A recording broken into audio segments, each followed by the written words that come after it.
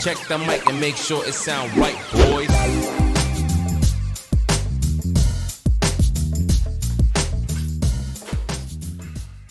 Hola, bienvenidos a Yo Lo Leo, el podcast donde analizaremos distintos tipos de textos todas las semanas.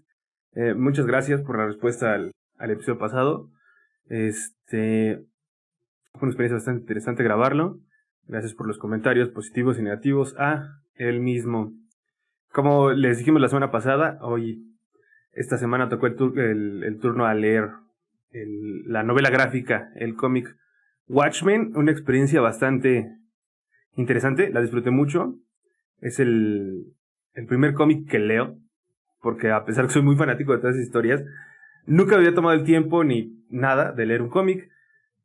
Y el primero que leí es Watchmen y gran experiencia y gran texto. La verdad es que muy, muy, muy, muy padre. Bastante recomendado leer Watchmen. Sobre todo si te gustan las historias que dan un poquito más de profundidad, un poquito más de carnita. Es una muy buena historia. Y bueno, pues empezando un poco a hablar de Watchmen. Watchmen es escrito en 1986. Bueno, es publicado en 1986 a 1987 por DC Comics, me parece. Sí, sí, DC Comics. Escrito por Alan Moore y dibujado por Dave Gibbons. A mi parecer es como si 1984, el libro, y Un Mundo Feliz fueran hechos cómic, o fueran hechos con la visión de los superhéroes. Me da esa idea. Salió se publicó mensualmente 12 números de este cómic, y al final de publicarlo se hizo una recopilación. A esa recopilación le dieron el nombre de novela gráfica. Se dice que la publicación de Watchmen es el inicio de la novela gráfica, y la verdad es que no sé, para mí es un cómic. Como se publicó por separado, es un cómic. Aunque pues bueno, hay un debate ahí de que eso no es novela gráfica. Este texto fue multipremiado, y contradiciéndome un poco, quedó en la lista de las 100 mejores novelas de todos los tiempos, quedó Watchmen como una de las 100 mejores novelas siendo cómic. Esta historia se produce en una realidad alternativa a la nuestra, en la de ¿cómo será? En la que en algún punto de la historia, por ahí por los años 30, la gente tomó inspiración leyendo los cómics de Superman y decidió disfrazarse y empezar a combatir el crimen. Es algo muy curioso porque dentro del universo de Watchmen, Superman es un cómic. Entonces, es algo tiene muchas guiños metareferenciales el mismo cómic. Entonces se vuelve interesante porque es una crítica a sí misma, a la misma industria, a los mismos cómics. Yo diría que hasta el consumidor. Pero no pierde tanto el tiempo haciendo una crítica, sino más bien, ahí te va la historia. Si quieres ver una crítica, la vas a ver. Si quieres ver esto, lo vas a ver. Pero la historia es el eje principal. No es como como The Voice, que es muy descarada la crítica. Aquí si la quieres ver crítica, vas a ver crítica. Si no, solo va a ser una gran historia. Para mí una de lo más interesante es la ilustración. Lo que hace Dave Gibbons no hace como esas viñetas de cómics comunes en las que se nota mucho el movimiento. Básicamente lo que pasa es que está arreglada en 3x3, cuadros, 9 cuadros por página, y es como estar viendo un álbum de fotos, un álbum de estampitas, porque ves las capturas del momento, no los momentos en sí. Entonces es visualmente muy agradable. Aparte, hay muchas rimas entre los fotogramas. Hay una combinación muy, muy, muy específica entre fotogramas. Por decir, estamos en un momento, nos desplazamos a otro punto del espacio y están coincidiendo. La historia es una historia llena de paralelismos, de comparaciones, en los mismos diálogos como en los paneles. Es muy común ver en esta obra que es un diálogo que tiene un personaje en un panel anterior, cierra en el que sigue, dando connotación todavía extra muy importante, al otro panel. Que el otro panel, por decir, está uno de los personajes está en la Tierra platicando con alguien, cierra su diálogo en el panel que sigue y nos vamos a Marte a ver a Doctor Manhattan retomando el diálogo anterior, y eso nutre muchísimo la historia. Es una historia muy, muy disfrutable. Más allá de todo lo que les he dicho, lo más disfrutable es la narrativa que tiene Alan Moore. ¡Wow! Envuelve. A mí me sorprendió muchísimo. Es muy envolvente, muy, muy, muy envolvente. Hay una subhistoria que es El barco de velas negras, y la verdad es que leyéndola, es una historia que va acompañando a la misma historia, porque es una historia que lee uno de los personajes en un cómic. Les digo, es meta referencial, a más no poder, y va acompañando la historia con una historia muy similar. En esta historia narra a un hombre que fue atacado por los piratas, una experiencia muy traumática, y trata de regresar a su pueblo a salvar a todo el mundo. Todo sale mal en el camino, pero va narrando la historia, y la verdad es que hasta al mismo punto se siente que en vez de estar entrando en la historia, vas navegando en la historia. No simplemente vas leyendo, vas navegando conforme la historia. Es muy placentero, es muy, muy agradable esa parte. Y a mi parecer, la historia tiene dos grupos de personajes: los Watchmen, los vigilantes, los héroes enmascarados, y la ciudadanía, los ciudadanos de a pie que de alguna forma u otra interactúan con ellos o simplemente están en la calle. Que para mí yo creo que los verdaderos personajes son ellos, porque ellos son los que verdaderamente sufren la historia y los que verdaderamente importan en la historia, porque todo se hace para ellos y por ellos. Los otros simplemente son las herramientas con las que ocurren las cosas, a mi percepción. Y pues, bueno, vamos a... Como no podemos dar una opinión como el texto pasado, así de párrafo por párrafo, vamos a analizar más o menos qué vi en cada uno de los números. Muy agradables, la verdad. Y curiosamente, esta obra conecta bastante bien con el texto que leímos la semana pasada de la tragedia de los comunes. Por aquí en algún punto voy a poner alguna tarjetita para que vean el video, si es que no se me olvida. Y una frase que tocamos la vez pasada es la de Quis Custodiet, la de quién vigila a los vigilantes. Entonces esa frase aparece a todo lo largo de esta obra, en diferentes paneles. Los paneles, como les digo, son fotografías de un momento muy específico, y como tal una fotografía no siempre captura todo. Entonces muchas veces algunas de las cosas que están escritos en la pared, póster, lo que sea, no aparecen completos. Y este es el caso de esta frase, la de Who watches the Watchmen? ¿Quién vigila a los vigilantes? Que está constantemente apareciendo. Y de ahí toma su nombre la obra. La obra inicia con una muerte, con una escena del crimen, policía investigándola, y haciendo un análisis muy detallado, dándote a entender de que la persona que estaba ahí era una persona que no fácilmente alguien podía matar, y sin embargo, con todo lo que pasó, lograron aventarla de un edificio. Este personaje que muere es el comediante, es el catalizador de la historia, lo que hace que eche a andar. Es... ¿cómo lo diré? Es una mierda de persona, pero al mismo tiempo es una persona que es una mierda, pero no le quedó de otra. O sea, sabe que todo está muy torcido en el mundo, y y pues se deja llevar por el mundo y trata de él mismo darle sentido a la locura que ve a través de ser una mierda. Muy extraño, pero es algo muy común en estos personajes. En este primer número, que se llama A Medianoche Todos los Agentes, pues bueno, empezamos con la muerte del comediante y después nos empiezan a presentar a los personajes principales. Comenzamos con otro de los personajes, que es Rorschach, una joya de personaje, también una mierda de persona, porque es un tipo homófobo, extrema derecha, o sea, todo eso muy gringo, lo es Rorschach. Hay otro personaje este personaje empieza a investigar por qué se murió el comedian y nos va llevando uno a uno por todos los demás personajes. Vamos conociendo a todos los demás personajes gracias a él, porque si bien el comedian es el catalizador, Rorschach es lo que conecta a todos. Y los conecta porque quiere conectarlos, porque hay otro elemento clave en la historia y que aparece visualmente muy seguido, que es la nostalgia. Esta nostalgia está representada directamente a través de un perfume llamado Nostalgia, que aparece en momentos concretos de la historia hasta el final de la misma.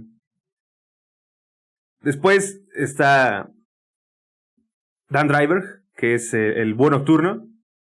Es un personaje más tímido, más... Es este clásico personaje que no tiene muchos huevos, ¿no? Que nada más está ahí y ya se deja llevar y ya no chista mucho. Tiene mucha introspección, pero ahí está.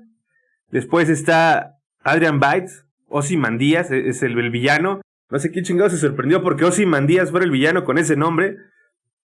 O sea, de donde proviene el nombre Ozymandias, que es de una historia de un villano, de un conquistador. O sea, pues no fue una gran revelación. Doctor Manhattan, que es este Deus Ex Machina, que es este Dios que todo lo puede. Es el único superhéroe entre todos ellos, porque todos los demás son humanos completamente. Doctor Manhattan, que comienza siendo un humano y a partir de un accidente se vuelve en este superhéroe. Es John Osterman, pero John Osterman muere en un accidente en un laboratorio y de ahí regresa a Doctor Manhattan, porque él ya deja de ser una persona, deja de ser un ser humano. Y está el último personaje, que es Laurie Jospesich o Silk Spectre, y es la novia de Doctor Manhattan, y también es el interés amoroso de dos, Doctor Manhattan y de Dan Driver, pero al mismo tiempo es la persona que no quiere ser parte de la historia. Ella no le interesa, ella quiere estar en paz, pero siempre la siguen arrastrando a la historia, y es la persona que más la racionaliza, y en lo personal, el cierre de su historia es el que más me gustó de todos. Algo interesante de estos 5 personajes es que se puede relacionar con los arquetipos de la comedia del arte. La comedia del arte, haciendo un simple recall de qué son arquetipos de personajes cómicos que pueden ayudar a trabajar. No sé por qué lo eligió Alan Moore. Alan Moore es una persona muy loca, es un tipo raro. Es un cabrón que está en pedos con todos. Es un mago del caos. Es un desmadre Alan Moore, señor Barbón. Pero es un genio. La verdad es que es un genio para escribir. Sobre todo este tipo de historias, pero es medio loco. Entonces, en Rorschach podemos ver esta figura del intelectual superior. Esta persona que te está diciendo siempre que él sabe más, que él está ahí, que él va un paso más adelante, que él sabe más, pero que realmente solo es eso. O sea, realmente, aunque toma esa figura, él es una figura un poco lerda, ¿no? Un poco lenta de mente. Él cree estar muy, muy despierto, pero su mente funciona muy lento. Su mente es más idealista, más con el corazón que a través de procesar al 100% lo que pasa.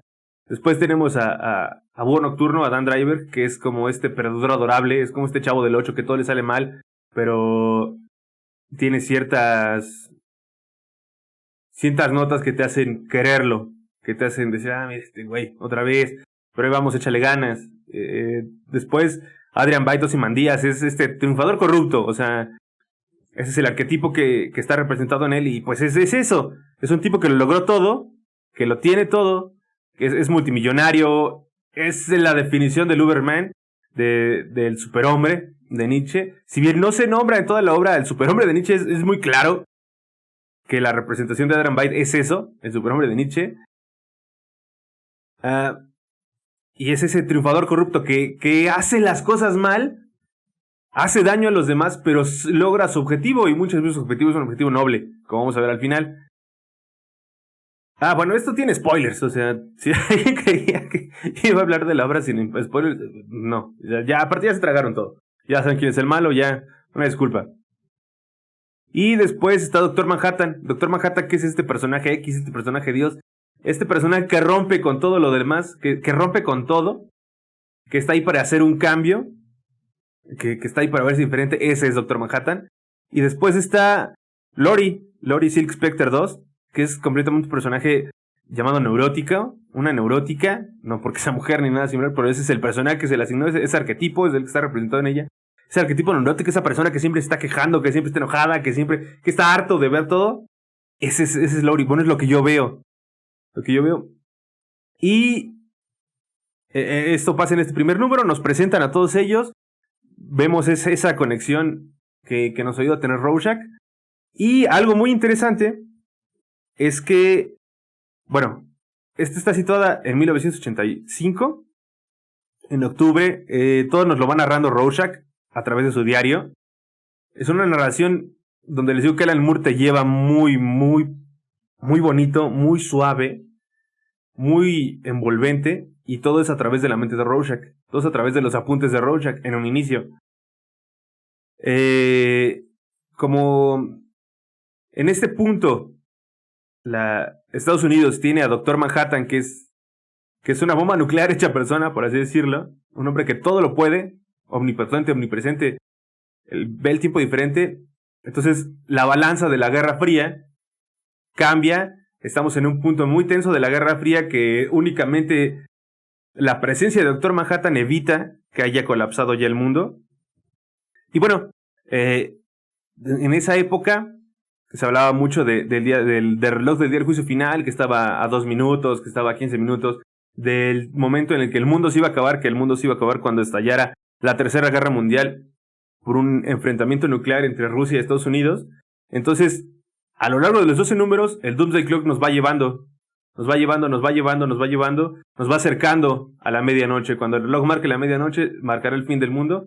Así estamos con esta historia. Cada uno de los números nos va acercando el reloj a la medianoche. Y a través de toda la historia, el miedo al fin del mundo, el miedo a la guerra nuclear es palpable. Pues es la motivación, básicamente, de todos. El miedo a la guerra nuclear es la motivación de todos los personajes. El evitar esa guerra nuclear. Y para cerrar el número, la mayoría de los números de Watchmen cierra con un epílogo que trae información adicional de los personajes. En este caso, narra la historia de Hollis Mason. Narra cómo empezaron. Hollis Mason es el Búho Nocturno 1, porque hubo una... No voy a ahondar mucho en la historia, sino más que nada en lo que veo, lo que representa. Ese es el primer Búho Nocturno. Este Búho Nocturno, en un punto, deja su traje y se lo cede a Dan Driver. Lo cede porque pues va pasando el tiempo y la gente acepta menos a los enmascarados. Aparece Doctor Manhattan, ese tipo de cosas. Y eso es lo que nos narra esta última parte, donde Hollis Mason dice por qué se volvió él un héroe encapuchado al leer cómics, inspirado en Superman, inspirado en los demás, y ver que alguien más lo hizo primero. Él dijo, yo también lo tengo que hacer, él era un policía. Y ya después lo va dejando, pero vemos que todo el mundo los superhéroes están en un estado de retiro. Ya, los superhéroes están prohibidos. Los héroes enmascarados. Entonces nadie puede ejercer, y todo el mundo está con una aceptación falsa del punto en el que están. No, pues sí estoy mejor, pero ahí regresa el punto de la nostalgia. Estoy mejor, pero estaba mejor antes. Pero te tengo que mentir y decirte que estoy mejor ahora, que no importa, que todo va bien, excepto Rorschach. Rorschach dice, yo no voy a dejar de hacerlo, yo voy a romper, yo voy a seguir. A mí no me van a controlar absurdamente. Y con eso acabamos el primer número. Algo también que tienen estos números es que la historia no fluye en todos los números. El primer número es el detonante de la historia, y después nos vamos con la historia de uno de los protagonistas. El segundo número fluye la historia. El tercer número fluye la historia. El cuarto número, historia de alguien. Así nos vamos. Historia de un protagonista, después fluye la trama, la narrativa. Y pues para el segundo número se llama Amigos Ausentes. En este número nos narra toda la historia del comediante, cómo ha estado presente en la historia de América, en la historia del mundo, dándole forma. Él fue a Vietnam, él mató a Kennedy, Él siempre trabajó para el gobierno hasta que algo descubre y se muere. Algo descubre y lo matan, mejor dicho, no se muere. Nos muestran en el funeral que va Doctor Manhattan, que va Dan Driver, que va Adrian Veidt. Rorschach no va de forma directa porque Rorschach es buscado por la policía, porque es ese superhéroe que nunca quiso dejar la máscara. Llegando al funeral, vemos flashbacks de cada uno de los que están ahí con el comediante, cómo afectó su vida, y vemos que básicamente todos los recuerdos que tienen de él es que es una mierda de persona, es que es una persona odiosa, es que es esa persona que les incomodó mucho en su momento. Sino, como les dije, él es una respuesta de su entorno. Bueno, Rorschach se pone a investigar por qué muere, encuentra una lista, encuentra una conexión, te dan en la historia, te dicen, mira, por esto, aquí empezamos a partir, y todo este funeral es narrado por Rorschach, porque él, en cuanto todos dejan el panteón, va a ver, sigue investigando, encuentra uno de los archienemigos del comediante, de todos los demás, y ahí es donde empieza a obtener pistas. Este es número de historia, es muy interesante sobre todo ver el enfoque que se tiene a los paralelismos entre esa línea temporal, entre ese universo y el nuestro, y cómo algunas cosas ocurren de igual manera, simplemente los personajes son distintos, ¿no? La muerte de Kennedy, la guerra de Vietnam. Aquí Estados Unidos gana la guerra de Vietnam porque envían a Doctor Manhattan a pelear la guerra de Vietnam, y pues los vietnamitas se rinden ante él como Dios, como todo un Dios. Todo esto está... El cómic no es que esté cargado de propaganda anticomunista, simplemente como está centrado en Estados Unidos de los 80s, en un Estados Unidos en plena Guerra Fría y con cierto dominio sobre los rusos, tiene muchas notas de anticomunismos, antirrojos, entonces es algo constante.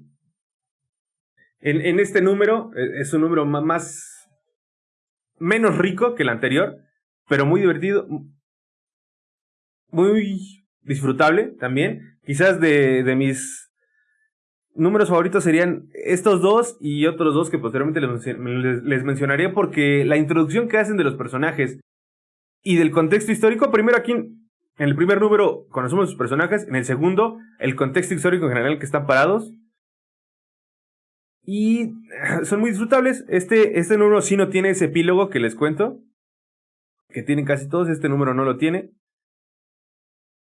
Y bueno, pasamos al tercer número, que es El Juez de toda la Tierra. Este número nos presenta, yo creo que las cosas de las que más me gustaron de la obra, que es cómo se desenvuelve la sociedad. La sociedad está captada en un punto muy específico, que es donde va a cerrar la trama. Es un puesto de revistas que está enfrente de un laboratorio de investigación, y en ese puesto de revistas van a ir confluyendo todos los personajes normales, todos los humanos, todas las personas que habitan este sistema, los detectives, un psicólogo, gente que va pasando, y en este puesto de revistas hay un chico que está leyendo un cómic.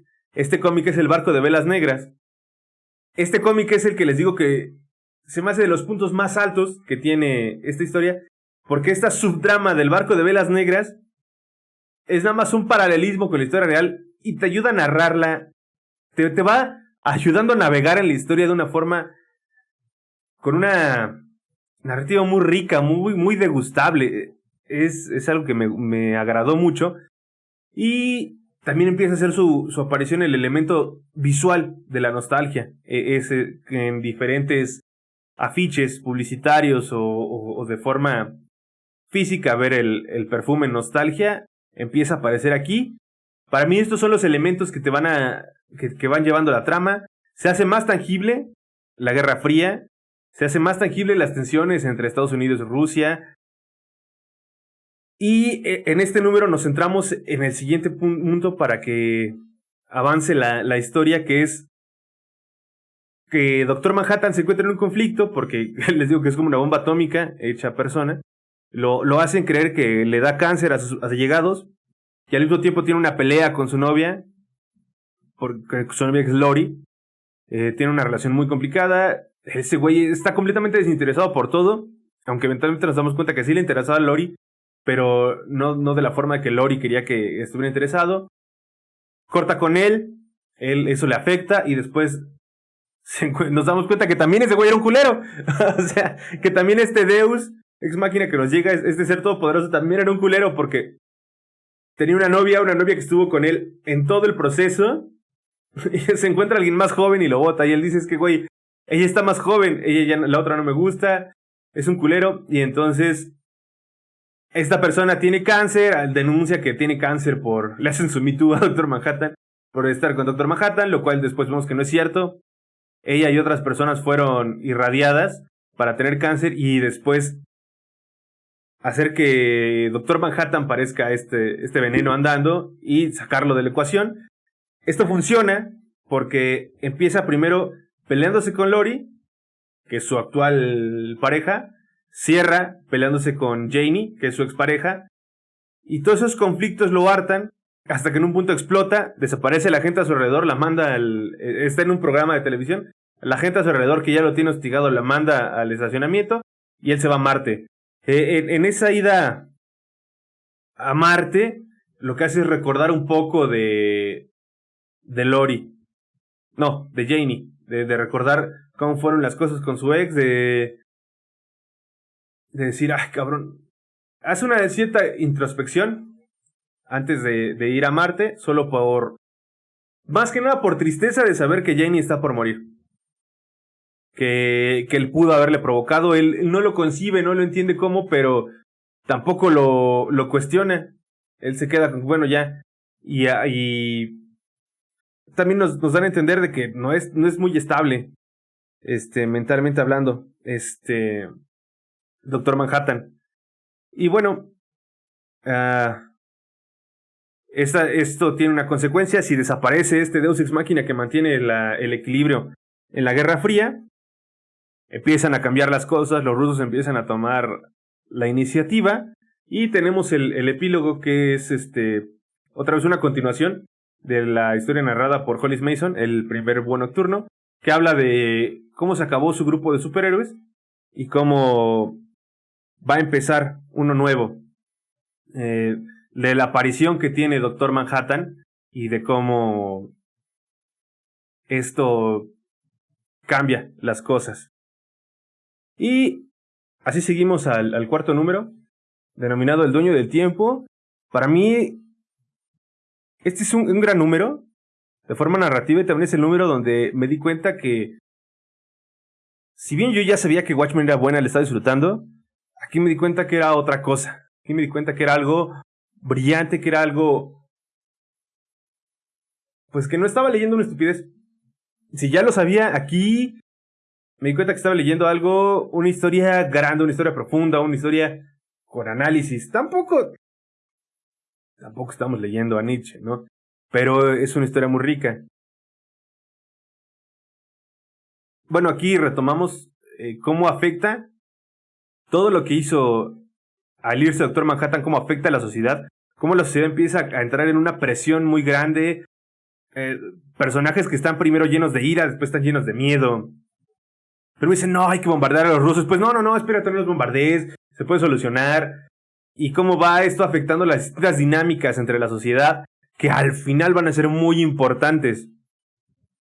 Y pues, como ya les dije, primero es un número en el que la trama avanza y un número en el que cuenta la historia. Aquí nos vamos a la historia de Doctor Manhattan. Es muy interesante porque Doctor Manhattan empieza queriendo hacer un reloj. Él quería ser relojero, su papá lo obligó a ser científico, eso lo llevó a convertirse en Doctor Manhattan. Se va a Marte y construye su reloj gigante. Durante este número, la narración que nos lleva es la de Doctor Manhattan. Una narración muy diferente a la de Rorschach, más pausada, menos oscura y más contemplativa. También nos hace darnos cuenta de cómo funciona la mente de Doctor Manhattan, que no funciona como la de un humano normal, que entiende el tiempo diferente, que las cosas tienen una perspectiva muy diferente a la que nosotros podemos analizar. Ese es un ejercicio bastante bueno. Y lo que tiene es que a partir de este punto, los números empiezan a cerrar con una frase, con una cita, con una frase que tiene mucho que ver con el título. Cierra con una frase de Albert Einstein, que dice: la liberación del poder atómico lo ha cambiado todo, excepto nuestra manera de pensar. La solución de este problema se halla en el corazón de la humanidad. Si lo hubiera sabido, me hubiera hecho relojero. Regresamos otra vez a los problemas sin solución técnica. Como lo dijimos la semana pasada, el texto que leímos de la tragedia de los comunes es un problema sin solución técnica, inspirado en el problema del escalamiento de la Guerra Fría, que también se considera un problema sin solución técnica, más que una solución moral, que es aquí el corazón del hombre queriendo parar, que es lo que cita Albert Einstein. Y esta frase sella muy bien lo que fue todo el número, lo que fue toda la historia y la experiencia de Doctor Manhattan y sus implicaciones. O sea, el haber aparecido en la Tierra, el haber aparecido en Estados Unidos, todo es esta. Y el miedo palpable a una guerra nuclear se resume muy bien con esta frase. Esta frase resume todo el número, y así va a ser los números consecuentes. Cuando cierren con una frase, esa frase resume muy bien todo el número. Y aquí tenemos mi parte de mis partes favoritas, top 3 de partes favoritas del cómic, que es el epílogo en el que narran. Es un ensayo sobre la Guerra Fría, con Doctor Manhattan incluido. Doctor Manhattan aparece, ¿qué pasa?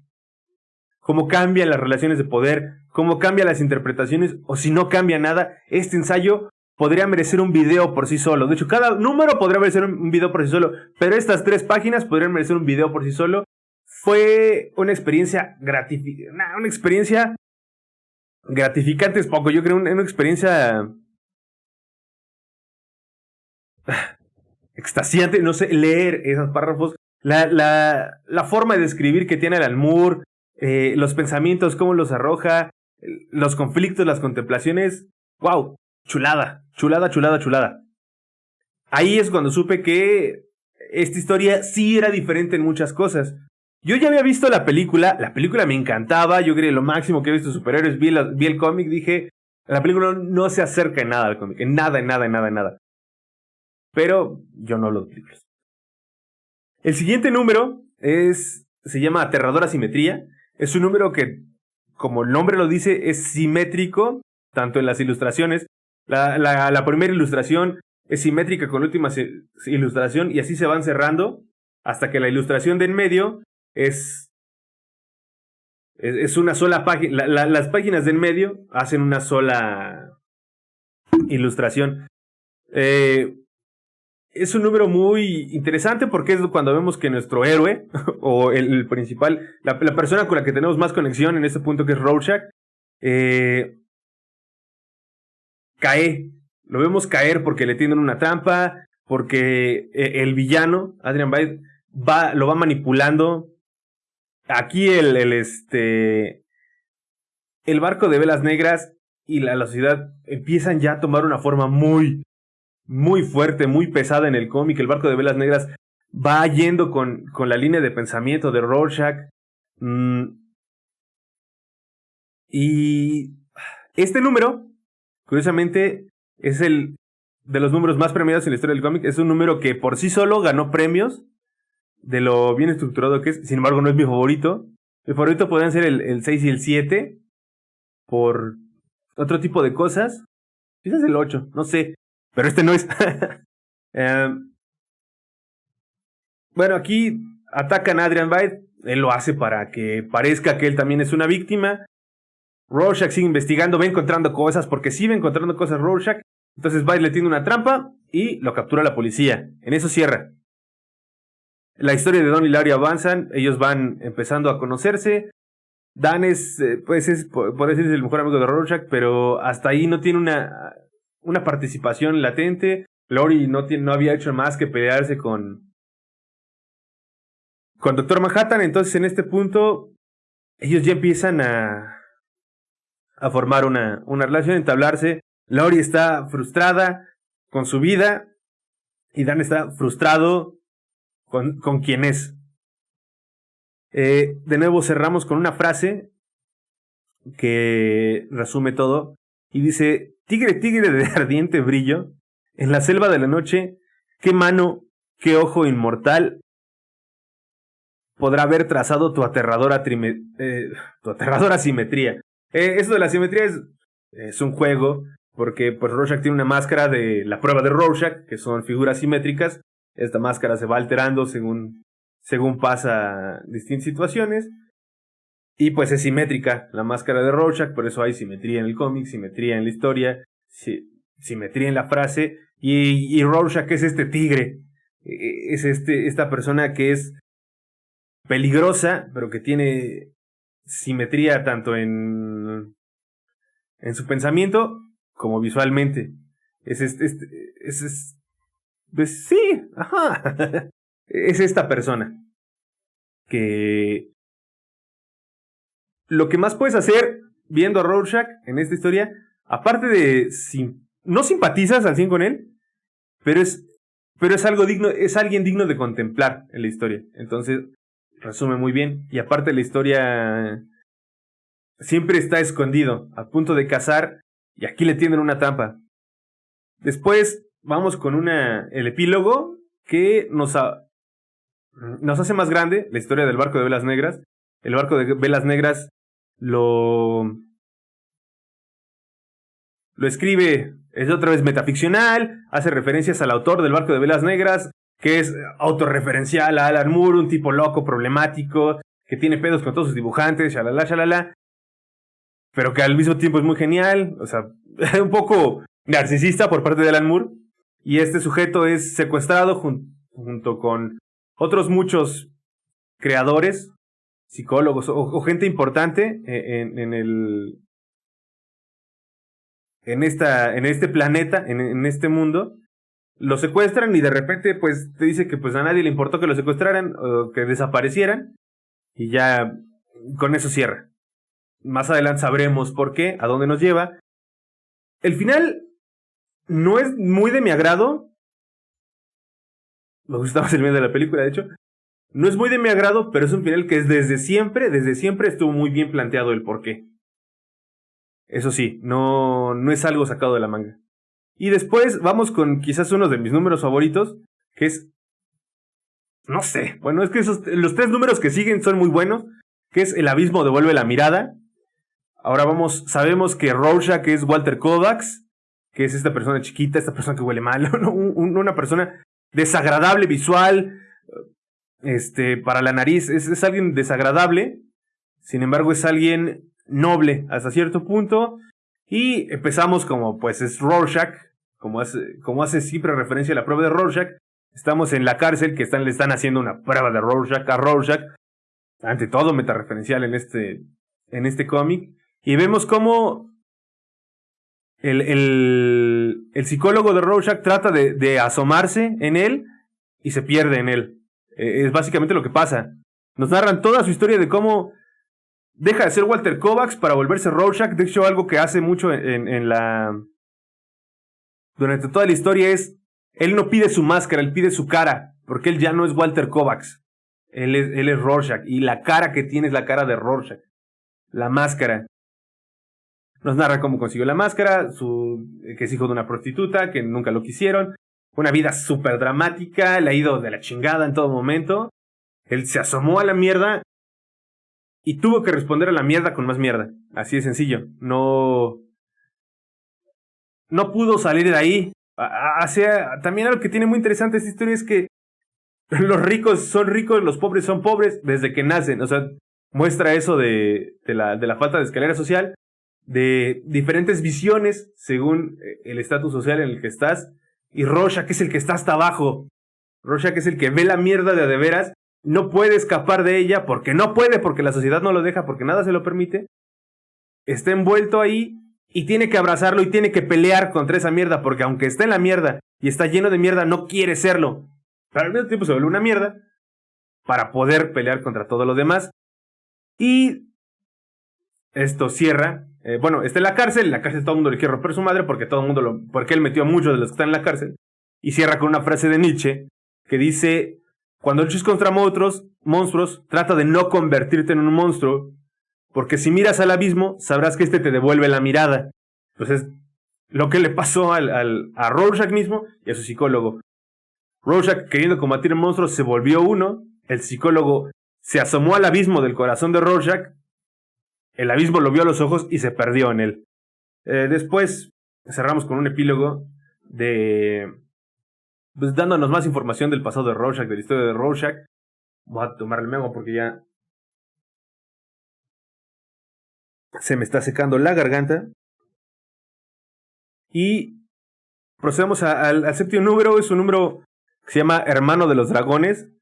Este número ya es sobre Dan Driver y Laurie Juspice. Este número es la parte romántica del cómic. Estamos a la mitad. Es un número muy disfrutable, muy agradable. La historia avanza para ellos dos. Muy, muy agradable. Es muy agradable de ver. Narra mucho las frustraciones de Dan. Frustraciones que se ven reflejadas en su desempeño sexual. Frustraciones por no poder ser el búho nocturno ya, porque su amigo está en la cárcel, porque la otra chica está enamorada de Deus Ex Machina más grande del universo. La otra chica porque el Deus Ex Machina más grande del universo le vale verga. Sin embargo, en esta, ellos dos cuaja su relación, paneles, retoman sus trajes, es muy divertida, es la parte más comiquera de todo el cómic. Ellos se regresan, retoman sus trajes, salvan gente, tienen relaciones sexuales en la nave, muy divertido, muy padre. Empieza mal, las transiciones, él está en el primer intento que tiene de tener relaciones sexuales, está pasando en la televisión un comercial, el comercial hace cuenta que va narrando cómo va ocurriendo todo, cómo falla también. Muy divertido, un número muy disfrutable. Y algo que cabe rescatar de este número en específico es que no hay un narrador. No está narrando Rorschach, no está narrando el Dr. Manhattan, no está narrando nadie. Porque estas dos personas son las únicas dos personas que no están solas. Rorschach está solo siempre, Dr. Manhattan está solo aislado en Marte, Byte está aislado en su torre, el comedian está muerto, pero ellos dos no están solos, ellos dos siempre se tienen el uno al otro. Entonces no hay un narrador porque todos los pensamientos que llegan a tener los expresan el uno a otro.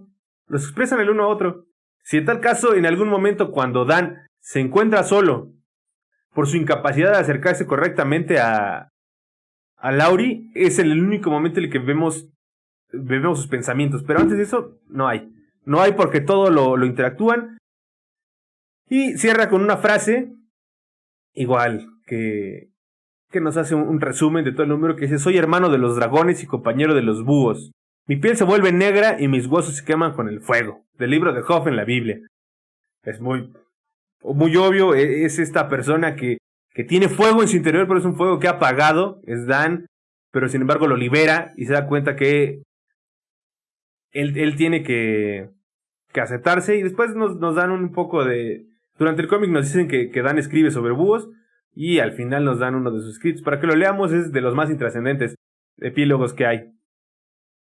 Y... híjole, yo creo que mi número favorito ahora sí es el número 8, dice Viejos Fantasmas. Es un número muy dramático. Es la primera vez... Yo ya había visto la historia, lo que vi aquí no lo vi en la película. Me sorprendió, fue grité, ¡no!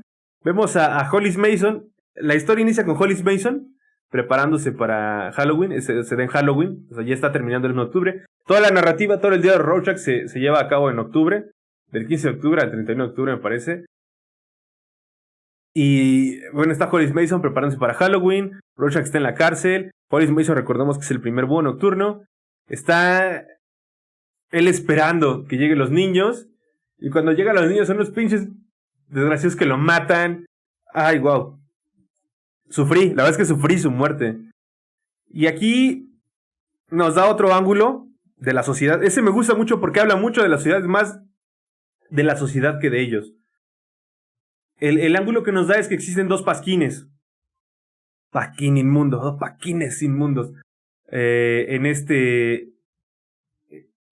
Nueva York, que es Nova Express, que es el más libertador, el más libertario, por así decirlo, el más progresista de los dos, y New Frontiersman, que es el ultraconservador, que cabe mencionar que es un pasquín que consume Rorschach de forma muy, muy asidua.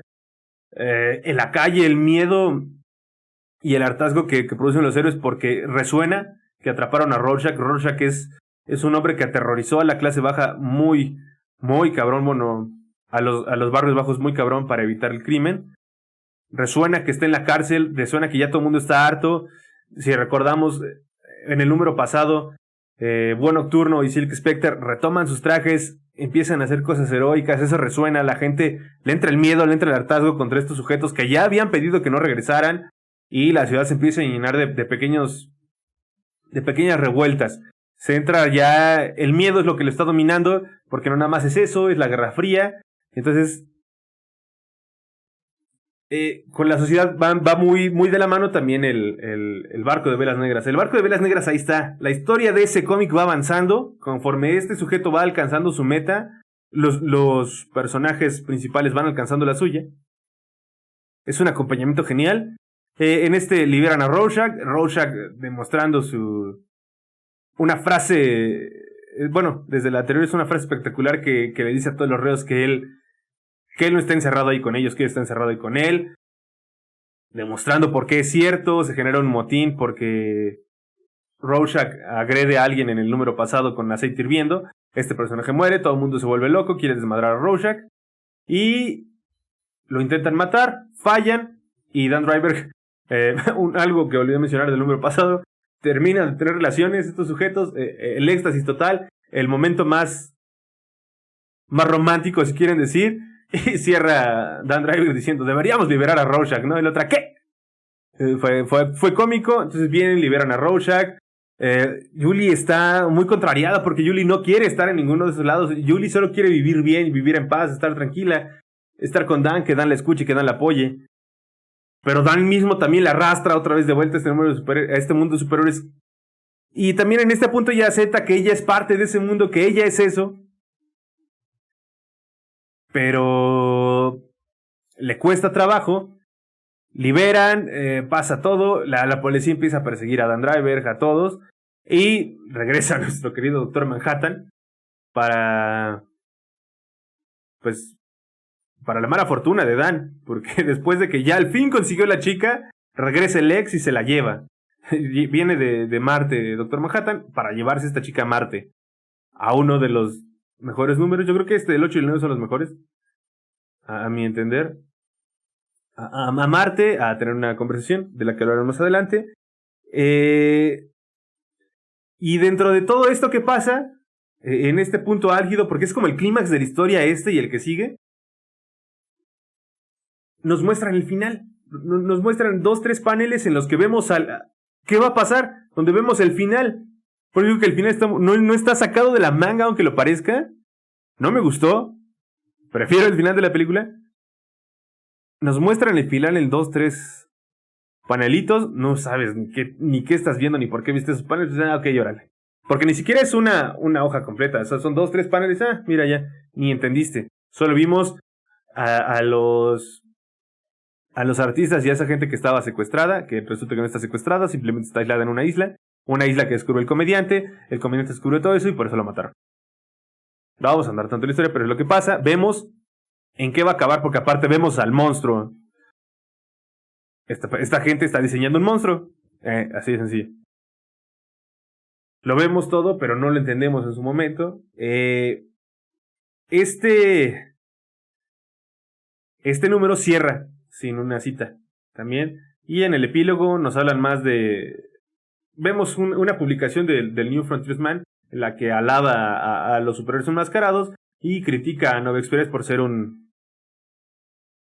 comunista y cosas así muy, muy, muy de gringo. Como ya les comentaba, es un número en el que avanza la trama, un número de historia. Esta vez la historia que toca revisitar es la de Lori hablando con Doctor Manhattan en Marte. Doctor Manhattan, como siempre, en otro pedo completamente diferente. No logra conectar con Lori. Pero vamos viendo en retroceso la historia de Lori y la confrontación que tiene, la confrontación ideológica. A pesar de que mucho de lo que hace Lori es gritarle, es una confrontación ideológica muy buena, muy disfrutable, muy interesante, en la que acaban tratando de determinar el valor de la vida. Nada de lo que diga Lori va a hacer que Doctor Manhattan sepa o valore la vida hasta que Lori misma narra su historia y vea que su vida es única, sobre todo porque Lori se da cuenta, haciendo un retroceso, que el comediante era su papá, pero ella odiaba al comediante porque el comediante había abusado de su mamá, la había violado. Entonces, todo ese tipo de bellas coincidencias hace que Doctor Manhattan diga, güey, la vida vale la pena porque si bien hay un chingo de vida, es única. No es única en el sentido de que los humanos somos únicos, sino que somos únicos como personas porque para que todas las coincidencias confluyeran para que existiera uno de nosotros, era lo más improbable del mundo. Entonces él es donde recuerda mucho o añora o atesora lo que es la vida. Ya no le da igual porque él empieza el cómic diciendo la vida qué, güey, o sea, no es tanto. Mira, Marte hay un chingo de vida, son microorganismos y a quién le importa, ¿no? O sea, lo mismo ustedes, o sea, ¿qué? ¿La vida qué? Y a través de la historia de la persona que él ama, de la persona que él más le importa, porque él también le dice, yo me fui porque te dije que tú eres mi única conexión con la humanidad, tú me dejaste, ya no tenía nada que hacer ahí. La persona que más le importa le demuestra a través de su simple existencia que la vida vale. Entonces cambia la mentalidad de Doctor Manhattan.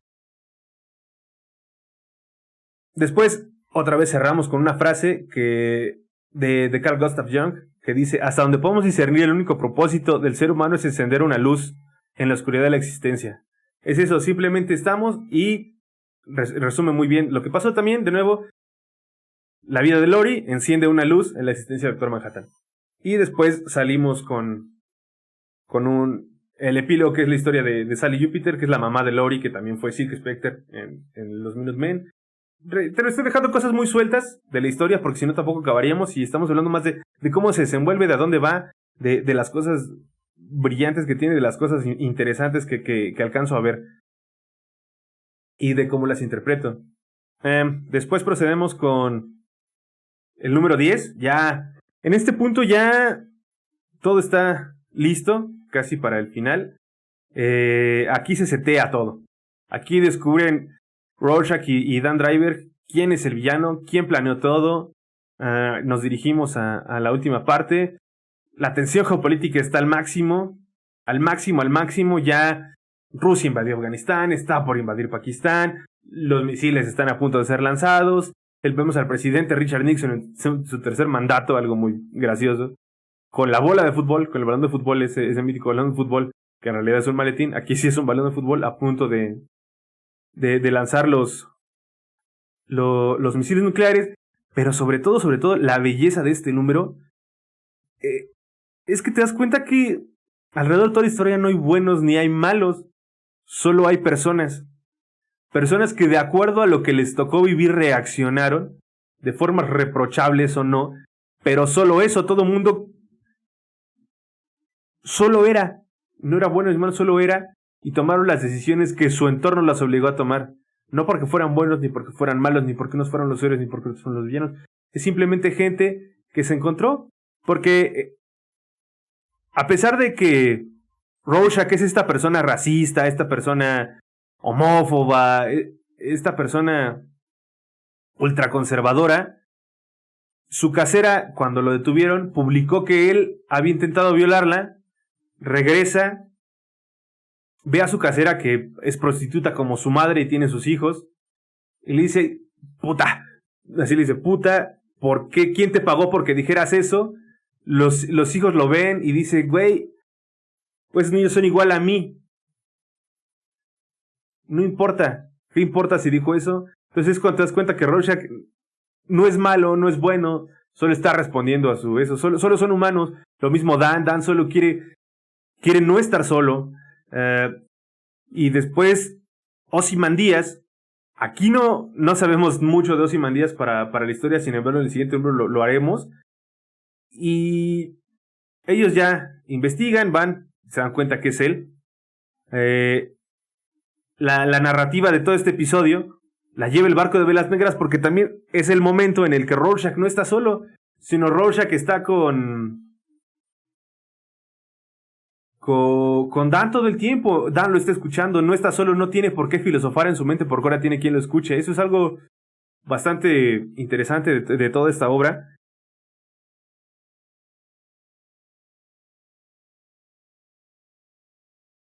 Y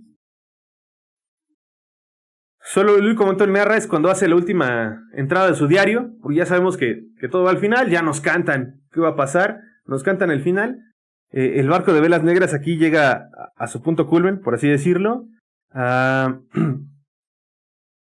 Todo está puesto para que se resuelva en los siguientes números la trama. Rorschach manda su diario a su pasquín favorito. Y cerramos con una frase de Bob Dylan que dice: fuera a lo lejos un gato salvaje ruge, 2 jinetes se acercan, el viento empieza a aullar. Estos 2 jinetes, el número se llama 2 jinetes se acercan, lo olvidé decirlo. Olvidé decir los nombres de muchos de los números. El 9, la oscuridad de la existencia, que es la oscura existencia de Lori. Olvidé decir todo eso. No, perdón.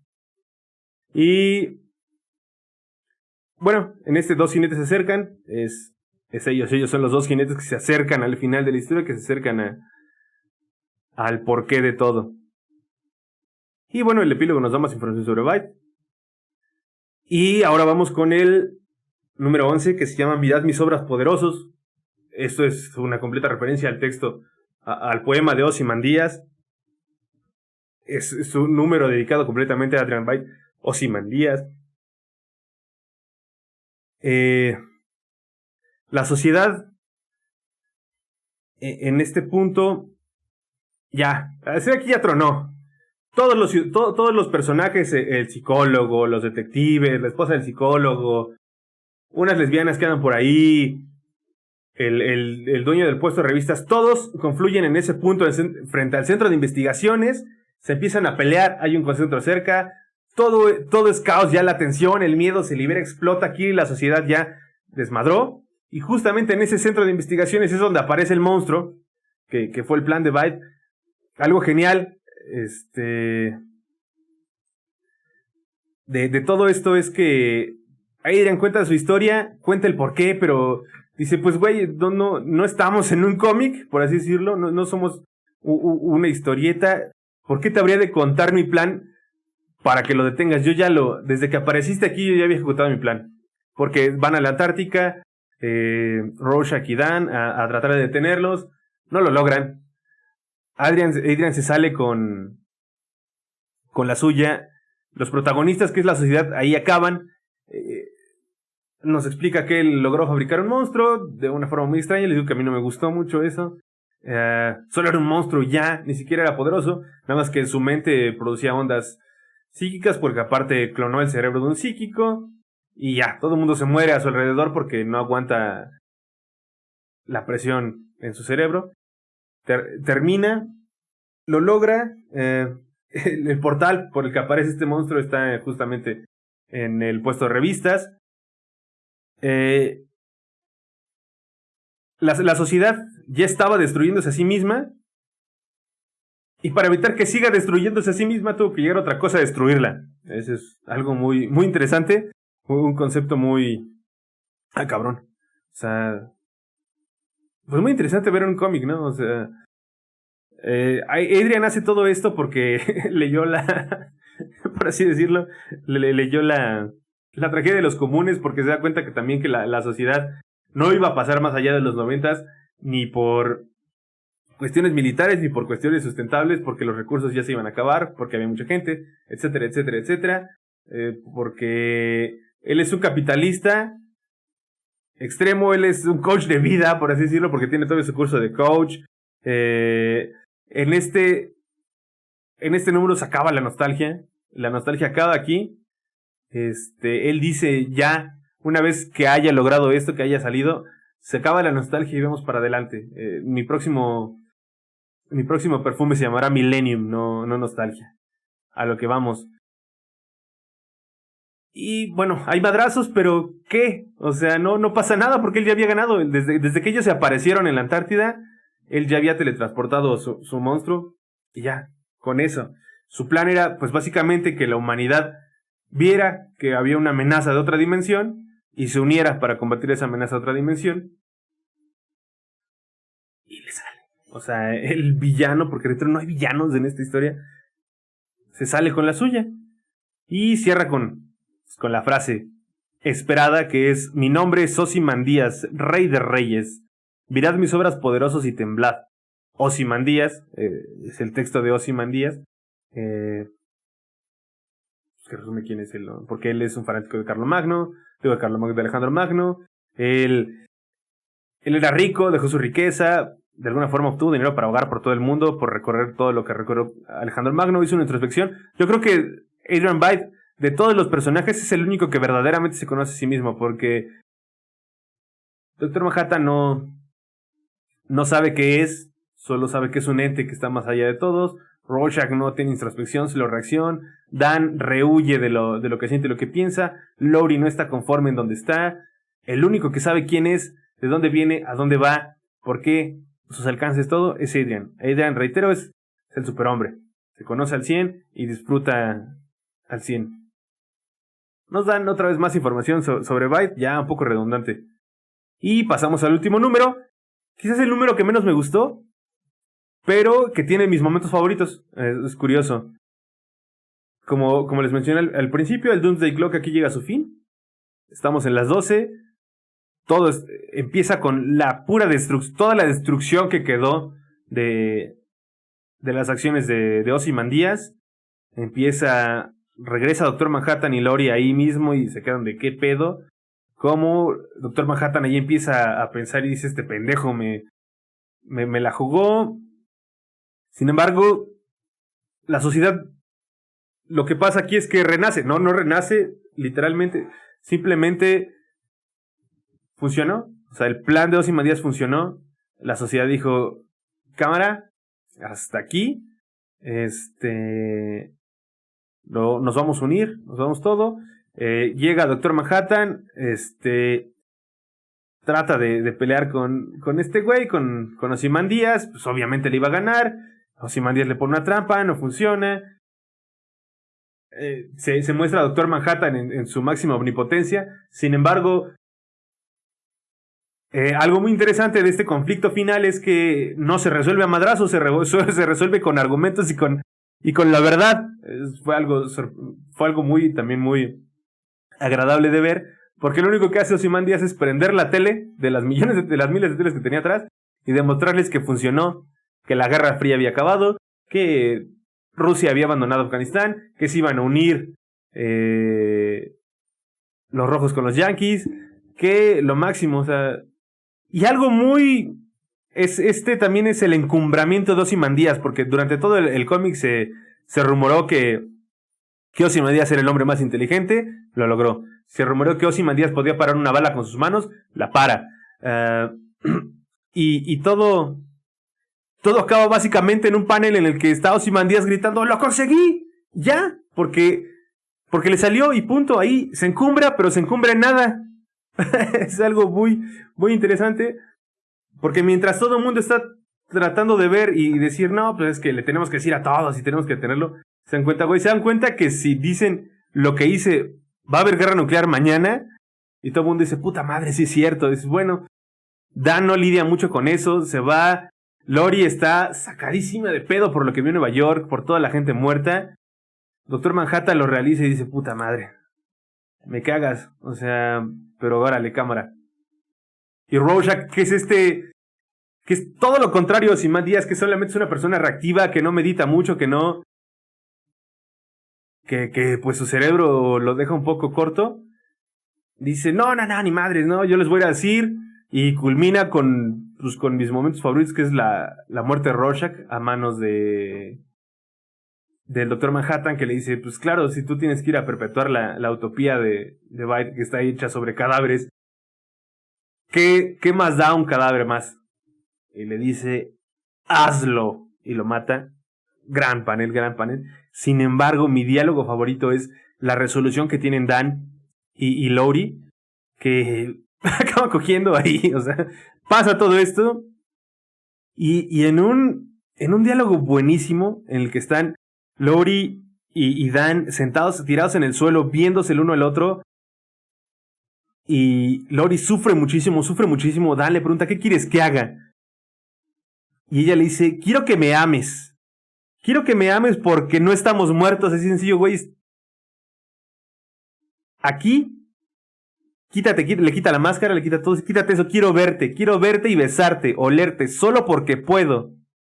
Así simple y sencilla. Ella se vuelve una persona agradecida de estar donde está, de ser quien es, de estar con quien está. Y le dice, hueles muy bien. ¿Qué loción tienes? Y él le contesta, nostalgia.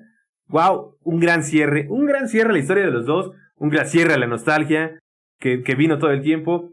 Ella en la aceptación de, ok, estoy aquí, ya.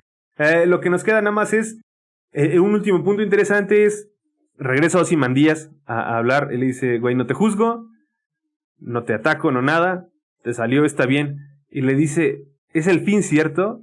Le dice Ozymandias, es el fin, ahí está. Y Doctor Manhattan le dice, pues claro que no, o sea, nada tiene un fin. Te dejan abierta esa posibilidad de que no sirvió de nada todo lo que pasó, de que puede que haya funcionado por un momento, pero después ya no iba a haber funcionado. Después regresa, Lowry platica con su madre, le dice que ya sabe lo del Comedian, están en un mundo en el que aparentemente ellos dos, Dan y Lowry, huyen. El Doctor Manhattan decide abandonar esa galaxia, dice ya, esto está la madre de ustedes, de sus problemas mundanos. Ya, estoy cansado, voy a irme a otra galaxia. Le pregunta, pues no que llamabas la vida. Dice, pues sí, chance y hago una allá en otra galaxia. Ya me voy de aquí. Ya me tienen harto. Y Ozymandias, a pesar de que gana y de que se encumbra, al mismo momento se da cuenta que se encumbró en nada y se queda ahí sin nada. Y la historia cierra ahí. En que alguien encuentra el diario de Rorschach en el pasquín al que lo enviaron, y también no nos dejan saber si esa persona lo leyó o no. Y pues eso es Watchmen, básicamente. Los 12 números, una gran experiencia, un texto que vale la pena leerlo. No está tan caro el cómic, si no lo pueden encontrar en internet, yo no se lo estoy sugiriendo. Pero vale mucho la pena. Tiene mucho contenido, tiene mucho de todo. Y pues, bueno, muchas gracias por vernos. Suscríbanse, denle like a la campanita. Estamos ya en Apple, en Google Podcast, en Anchor. Estamos en muchos lados. Les dejo los links también aquí abajo. Y bueno, muchas gracias por suscribirse. Y la semana que entra leeremos un texto que nos recomendó un amigo que vio el podcast. Es un texto común de internet que se llama Armas silenciosas para guerras tranquilas, para ponernos un poco conspiranoicos la próxima semana. Cuídense, muchas gracias por acompañarnos hoy y sigan perdiendo tiempo en la oficina. Bye. Check the mic and make sure it sound right, boys.